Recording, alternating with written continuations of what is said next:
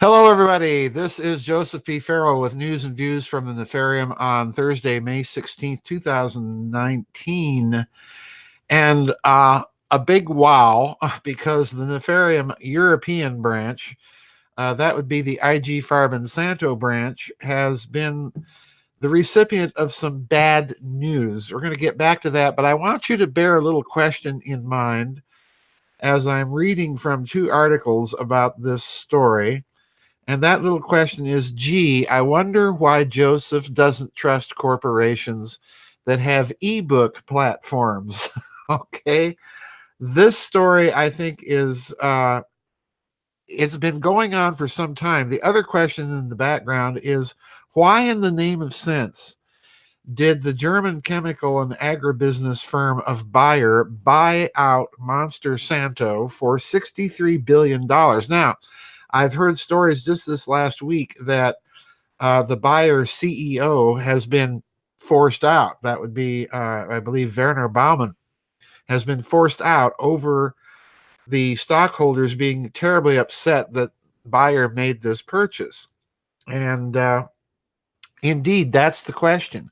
Why on earth did Bayer do that, knowing, as it most likely did, that Monsanto was facing all sorts of litigation? Why would Bayer buy it and then subject itself to the litigation?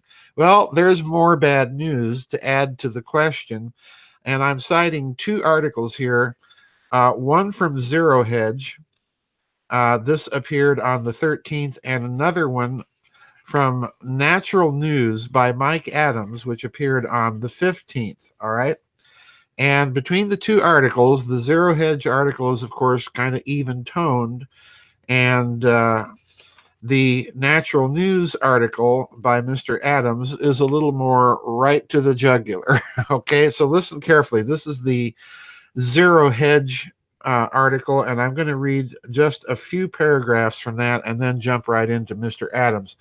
The article's titled, Bayer Ordered to Pay $2 billion in Roundup Damages and Admits Spying on Influential Europeans. Now, that's the rub of the story.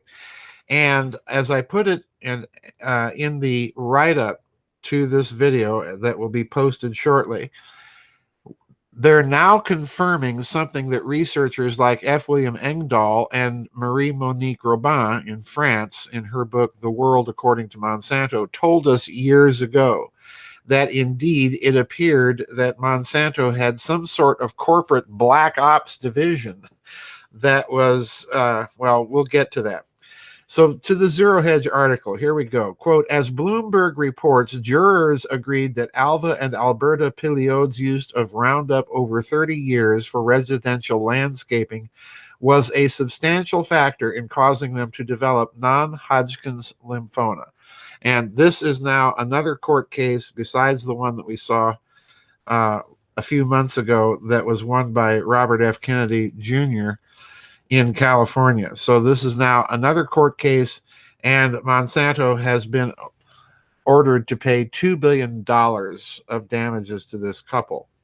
But that's not the core bad news. I'm skipping several paragraphs. Quote, the second piece of bad news was a Reuters story reporting that Bayer said on Monday that its Monsanto unit, which is being investigated by French prosecutors for compiling lists of influential people, such as journalists in France, likely did the same across Europe, suggesting a potentially wider problem. French prosecutors said on Friday they had opened an inquiry after the newspaper Le Monde filed a complaint alleging that Monsanto, acquired by Bayer for $63 billion last year, had kept a file of 200 names, including journalists and lawmakers, in hopes of influencing positions on pesticides. Skipping several paragraphs, Bayer said in its initial statement that, quote, currently we have no indication that the preparation of the lists under discussion violated any legal provisions, unquote. So that's the toned down version. Now I want to go to Mike Adams at Natural News. And that article, again, titled Bombshell, Bayer discovers Black Ops division run by Monsanto, shuts it down, initiates internal investigation as law enforcement prepares criminal charges against the chemical giant. And I'm reading, this is a rather long article. I'm going to read a few paragraphs right at the beginning to start with here. Quote, for over a decade, Monsanto has been engaged in building and manipulating hit lists of journalists, lawmakers, and regulators to be taken out if they oppose the evil agenda of GMOs and toxic glyphosate, weed killer chemicals that now inundate the world food supply. Any influential person who opposed the Monsanto agenda was subjected to one or more of the following: attempted bribery, death threats and intimidation, character assassination through well-funded negative PR campaigns, defamation coordinated Wikipedia attacks run by Monsanto operatives, career destruction, such as getting scientists blacklisted from science journals, and being doxxed, that is to say, having their home addresses publicized and their families and co-workers threatened. In other words, Monsanto has been running a Black Ops division for over 10 years, spending perhaps $100 million or more on efforts to silence, destroy, or assassinate anyone who interfered with the agricultural giant's market dominance, unquote. Now, let me stop. If that sounds harsh, particularly the use of the word assassination, I'd urge people, if you're not familiar with this story, go out and buy F. William Engdahl's book, Seeds of Destruction, and Monique Marie Robin's book called The World According to Monsanto, because they document this kind of sharp practice, if not outright illegal and outrageous practice, on the part of that corporation. Now, continuing, this hit list of journalists and lawmakers was directly translated into action to intimidate, threaten, or bribe these individuals, just as happens in the United States. In fact, a Monsanto spokesperson now confirms the Monsanto Mafia used the list to take out anyone standing in the way of the Monsanto agenda. Now, listen carefully. Quote, there have been a number of cases where, as they would say, now this is the spokesman for Bayer talking, whereas they would say in football, not the ball was played, but the man or woman was tackled, unquote, admitted Matthias Berninger to Reuters. Berninger is the head of the public affairs and sustainability of Monsanto. Further into the statement, Berninger admits Monsanto collected, quote, non-publicly available data about individuals. In other words, private data, okay? And then issued an apology from Bayer for the activity. Quote, following an initial review, we understand that this initiative has raised concerns and criticism, unquote, said Bayer in a May 12th public statement. Quote, this is not the way Bayer seeks dialogue with society and stakeholders. We apologize for this behavior, unquote. I would remind Bayer that as a component of IG Farben, your own corporate history is a little murky. Okay. Continuing down this article a little bit further, quote, if you read the Bayer announcement that went public on May 12th, you'll find that Bayer is openly supporting the criminal indictment of Monsanto operatives who ran its Black Ops division. Quote, Bayer will fully support the public prosecutor's office in France in its investigation, unquote, says the statement. The same statement also explains, quote, as an immediate measure, we have decided to suspend our cooperation with the involved external service providers for the time being. The responsible Monsanto manager left the company shortly after the acquisition, unquote. The external service providers were, Natural News has learned, negative public relations firms hired to engage in online character assassination, rogue private investigators tasked with geolocating target individuals, and wet work or intimidation and assassination. He's making an astonishing claim again. Assassination teams that were directed to threaten violence or carry out direct violence against the enemies of Monsanto, including the targeting of innocent family members, unquote. And that's it. And indeed, those charges are rather extraordinary. Again, it would not be out of character if you've read about the things that that company got up to in Engdahl or Robin's book, which are eye-opening reads, let me tell you. But he's gone a step further and said that they were up to no good. But now the important point is French prosecutors are opening up a case. And as this article points out, this case could go all over Europe. In other words, it's becoming international. And that brings me to my GMO geopolitics theme. Because not only do we have the problem of, well, why did Bayer buy this company in the first place if it knew all of these litigation problems were going to surface?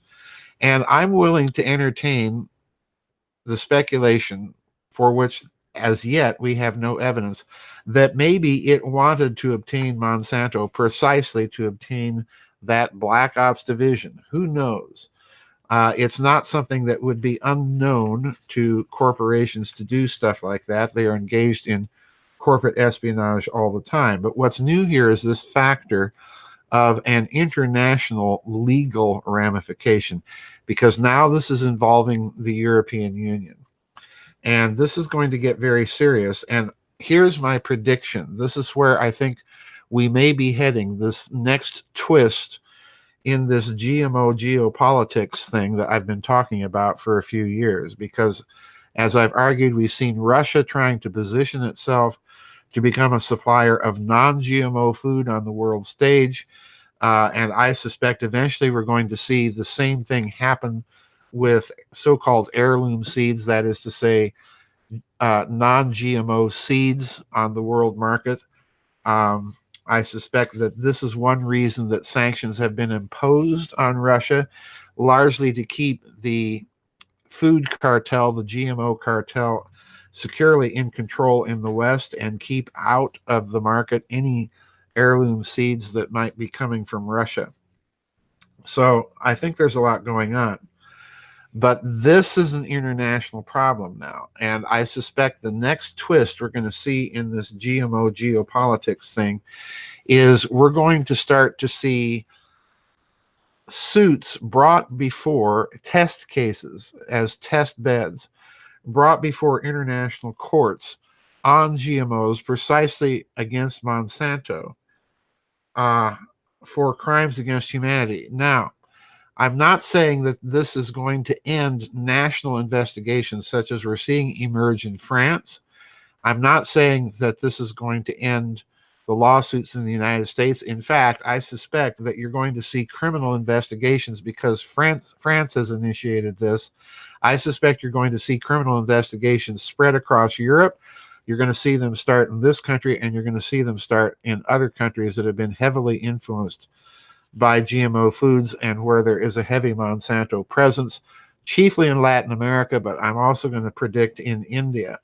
But the reason I'm thinking this could go to international courts is precisely because of the presence of countries like Vietnam in the mix that suffered from Agent Orange, which again was a Monsanto product that was used in the Vietnam War, and which is still causing, as far as the evidence suggests, which is still causing some grievous birth defects in the population there.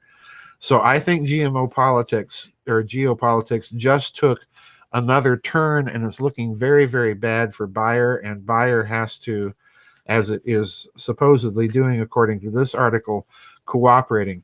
But now we're going to see this issue driving the need, and this is the bottom line here.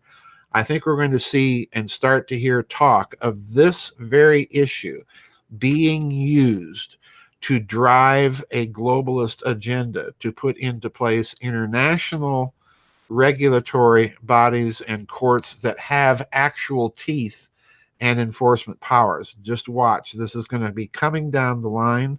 I would not be a bit surprised to see that you're going to find countries like Russia that will drive that agenda. It's going to happen.